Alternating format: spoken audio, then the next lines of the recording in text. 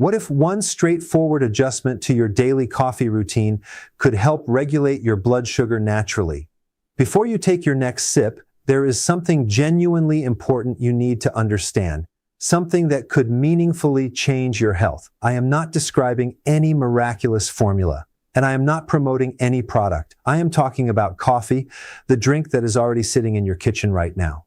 And one specific detail that changes everything about how it affects your body, the way and the timing in which you drink that cup. My name is Dr. Berg, a physician. In recent years, I have closely monitored hundreds of patients dealing with prediabetes and type 2 diabetes, particularly people over 60. And what I am going to share with you today is something that has genuinely transformed the lives of many of them. We are facing a silent crisis. According to health data, diabetes cases have increased by 135% in less than 2 decades. Today, nearly 20 million people have the disease.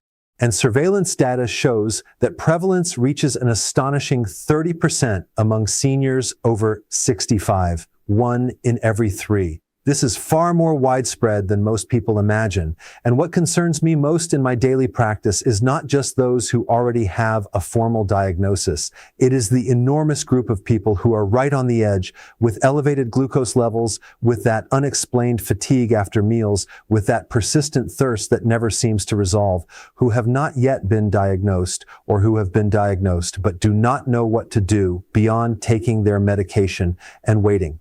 Stay with me through this entire video because I am going to show you how one small adjustment, which costs absolutely nothing, can make a significant difference in controlling your glucose levels. But first, I need to tell you something that most people simply do not know about coffee. Imagine your pancreas as a small manufacturing facility that produces insulin, the hormone responsible for opening the doors of your cells so that glucose can enter and be converted into usable energy. When you eat, glucose enters your bloodstream.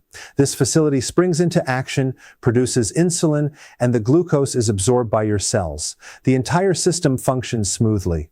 The problem begins when this facility becomes overwhelmed. When you regularly consume foods that spike blood sugar rapidly, the pancreas is forced to operate at its absolute limit.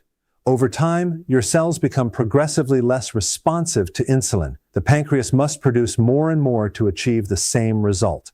This is when insulin resistance develops, the biological gateway to type 2 diabetes. So what does coffee have to do with any of this? Coffee is an extraordinary beverage from a biochemical standpoint. It contains hundreds of bioactive compounds, but 2 of them stand out in the scientific literature: chlorogenic acid and trigonelline. Think of these as traffic coordinators working inside your intestines. When you drink coffee before eating, these compounds slow the absorption of sugar from food in a controlled and deliberate way. Instead of a sudden surge of glucose flooding your bloodstream all at once, you experience a gradual and steady flow that your pancreas can manage without being pushed to its limits. A study published in Diabetes Care, conducted by researchers from the Harvard School of Public Health, analyzed data from more than 1 million people and reached a conclusion that genuinely impressed me when I first read it. Regular coffee consumption is associated with a significant reduction in the risk of developing type 2 diabetes, and the effect is not small. The risk decreases in a dose-dependent manner. The more cups consumed per day within a reasonable limit, the lower the risk of developing the disease. Then, in 2018, researchers from the Karolinska Institute in Sweden, one of the most respected medical institutions in the world, reviewed 30 different studies covering nearly 1.2 million participants and confirmed that coffee consumption, both regular and decaffeinated, is associated with approximately a 30% reduction in the risk of developing type 2 diabetes. But here is the critical point that almost no one discusses.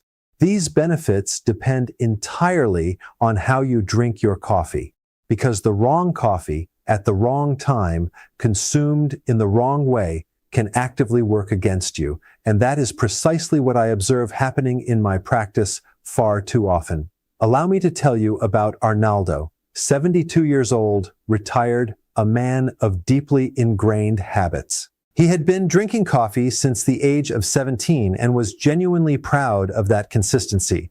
But when he came to my office, his fasting glucose was 138 and his HbA1c, which reflects average blood sugar over the previous 3 months, was 7.1% above the desired range. He told me, "Doctor, I do everything correctly. I drink coffee every day. I walk 3 times a week." So I asked him to walk me through his coffee routine in complete detail. And that is when I identified the problem. Every morning, the moment he woke up and before eating anything at all, he drank a large cup of strong black coffee. Then he had another one at 3 in the afternoon alongside a sweet biscuit. And sometimes a third cup before bed because he believed it helped him relax. 3 classic mistakes that I am going to explain to you right now. This is the most widespread mistake and the one that causes the most harm. When you wake after a full night of sleep, your body already has elevated cortisol levels, the stress hormone that your adrenal glands produce during urgent physiological situations.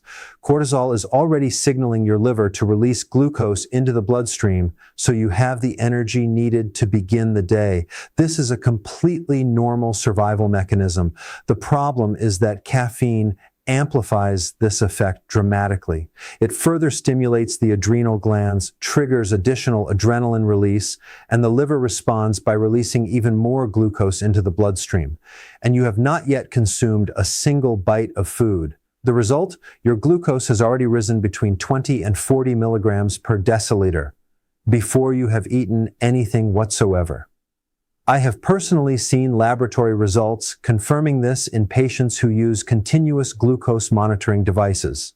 A study published in the British Journal of Nutrition confirmed this effect directly. Drinking black coffee on an empty stomach after an overnight fast can significantly increase morning blood glucose levels. This may appear harmless, but it is not. A single spoonful of sugar in coffee causes an immediate blood glucose spike and completely cancels out the benefits of the chlorogenic acid you just consumed. It is like igniting a fire and simultaneously pouring fuel on it from the other side. And artificial sweeteners? Many people believe these are the perfect solution. But recent research, including a study published in the scientific journal Nutrition in 2021, suggests that artificial sweeteners such as aspartame and sucralose can alter the gut microbiota, the community of bacteria residing in your intestines that plays a central role in glucose metabolism in ways that may harm long-term blood sugar control. There is also important data released in January 2025, published in the American Journal of Clinical Nutrition by the Harvard School of Public Health, analyzing 3 large American population cohorts.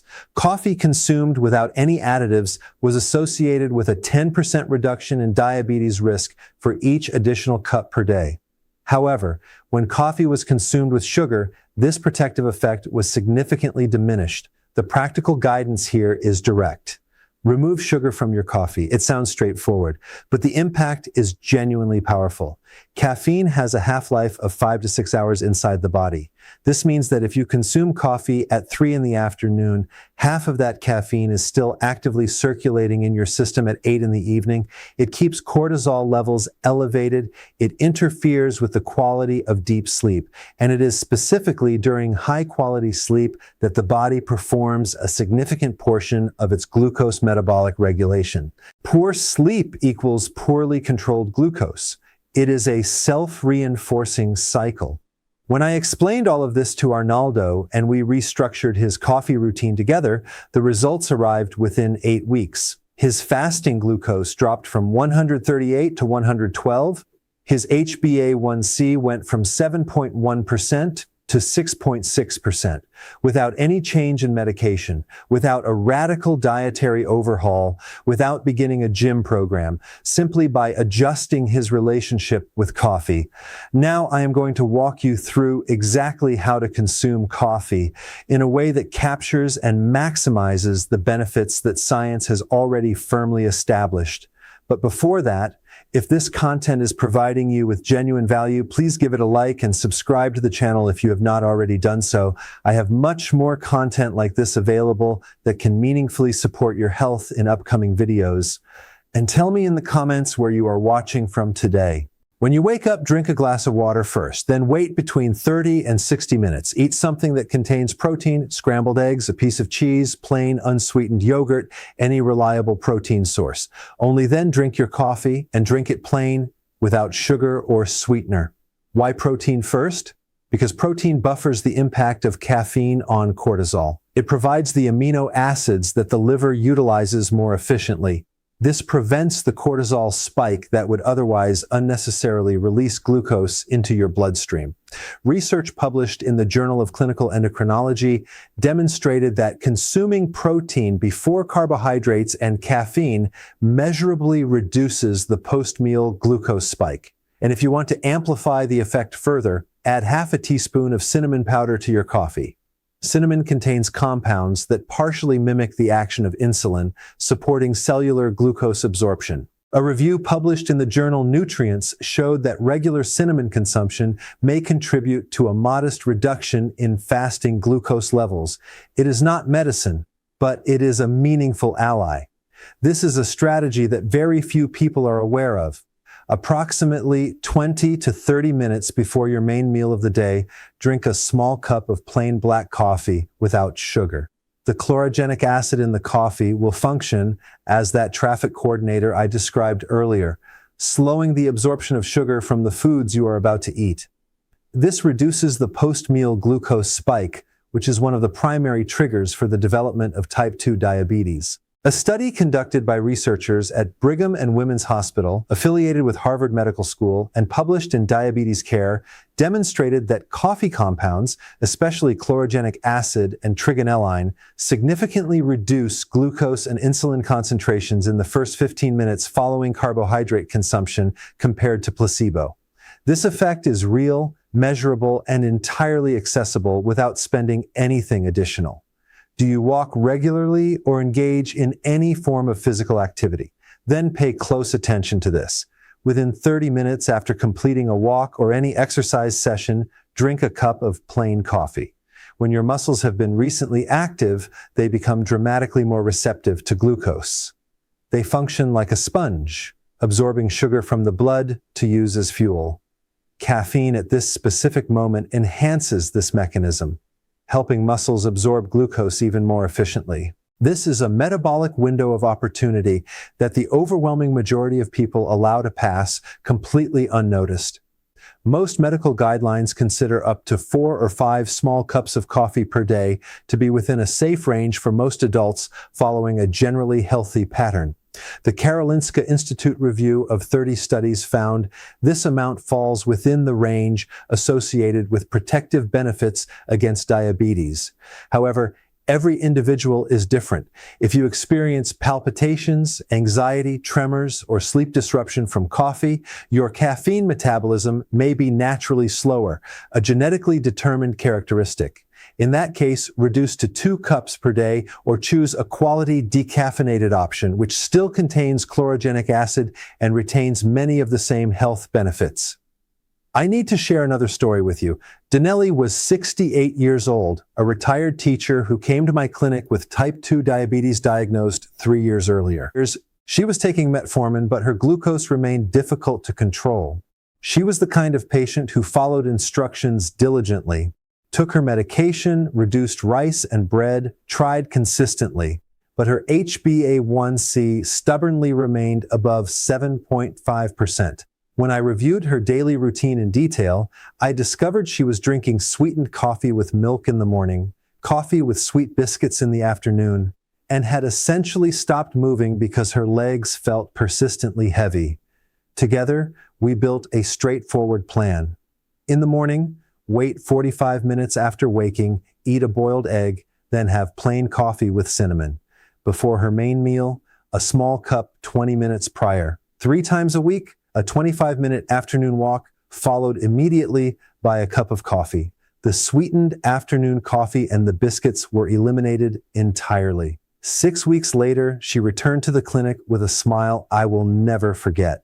Her HbA1c had dropped from 7.5% to 6.8%. Her fasting glucose was 109.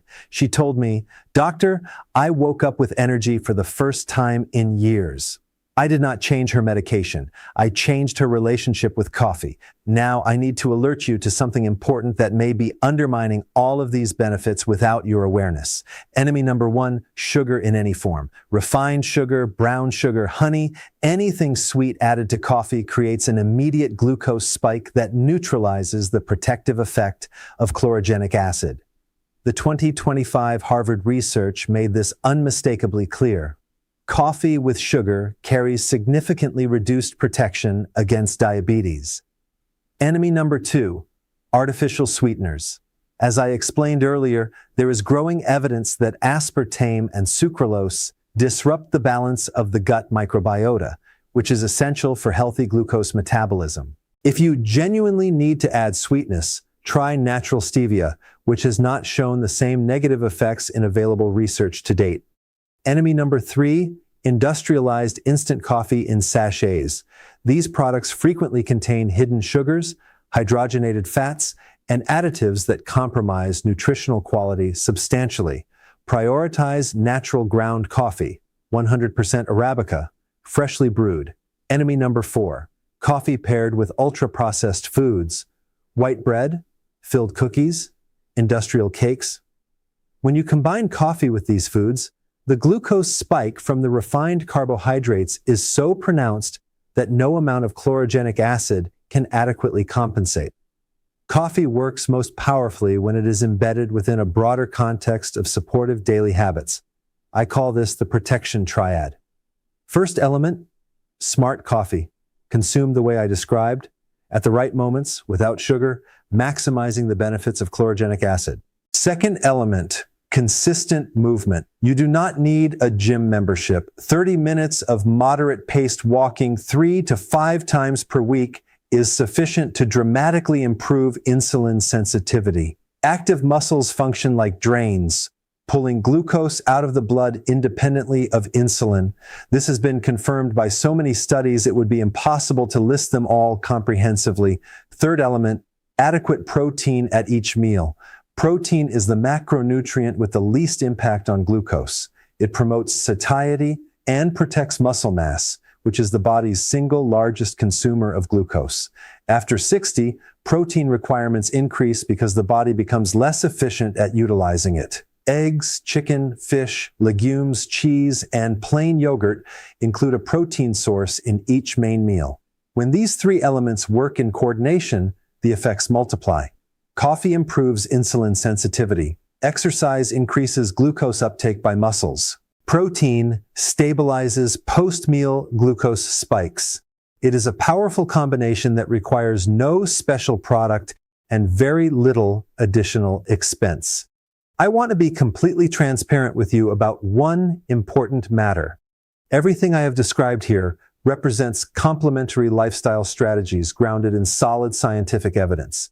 They can make a genuine and meaningful difference, but they do not replace proper medical evaluation and ongoing follow-up care. If you already have a diagnosed diabetes and are taking medication, never alter your dosage or discontinue your medication without medical supervision. The ideal approach is to bring this information to your physician, discuss it together, and make any adjustments with professional guidance. Now, let me ask you something directly. Do you have a family member, a parent, a sibling, a close friend who struggles with elevated blood sugar or who has already been diagnosed with diabetes? Share this video with that person today. You may be giving them information that genuinely changes something meaningful in their life. Quality, science-based information is one of the most valuable gifts we can offer to the people we care about. I want to leave you with a thought I have carried with me throughout my years in medicine. Your body is not your adversary. Your body is constantly working to balance itself, to heal, and to adapt. When glucose rises, when fatigue persists, when your legs feel heavy, these are signals. They are your body's way of asking for help. And often what it is asking for is not another pill. Sometimes it is a small adjustment, like the time at which you drink your morning cup of coffee. Health does not live in the pharmacy. It lives in daily habits. In the next video, I will walk you through the 5 foods that people with prediabetes need to eliminate from their diet as quickly as possible. because these foods silently elevate glucose levels, and most people have absolutely no idea they are doing this. Make certain you turn on notifications so you do not miss it. I am Dr. Eric Berg, and it has been a genuine pleasure being with you today. Take good care of yourself. Take good care of those you love. Your health is shaped by the small choices you make each and every day, so make them count. Begin with one simple change today, and your future self will thank you for it. I will see you in the next video. Thank you.